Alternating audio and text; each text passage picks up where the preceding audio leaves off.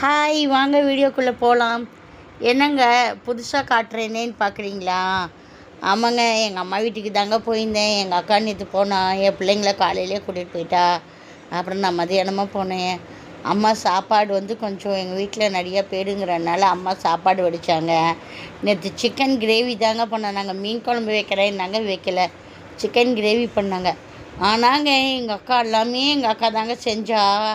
சூப்பராக இருந்துச்சுங்க. ஆனால் என்னன்னா எங்கள் அக்கா சாப்பிடல. ஏன்னா எங்கள் அக்காவுக்கு உடம்பு சரியில்லையாம்மா, அதனால் அவள் சாப்பிடல. நல்ல டேஸ்ட்டாக சமைப்பாங்க.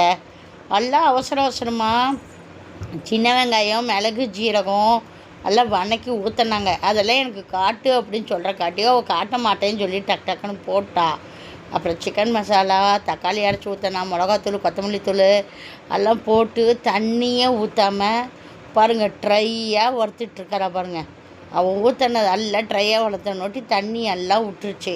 தண்ணியெல்லாம் விட்டுட்டு அம்மா தேங்காய் அரைச்சி ஊற்றி எல்லாம் முட்டையெல்லாம் போட்டு எல்லாம் ரெடி பண்ணிட்டாங்க. சாப்பாடு செஞ்சு ரசம் வச்சு எல்லாருமே சாப்பிட்டு எங்கள் அக்கா ரசம் சாப்பாடு தான் சாப்பிட்டா. இப்போ இது பாருங்கள், பிடிச்சிருக்கா பாருங்கள். லைக் பண்ணுங்கள், கமெண்ட் பண்ணுங்கள், சப்ஸ்கிரைப் பண்ணுங்கள். அடுத்த வீடியோவில் பார்க்கலாம். பாய்.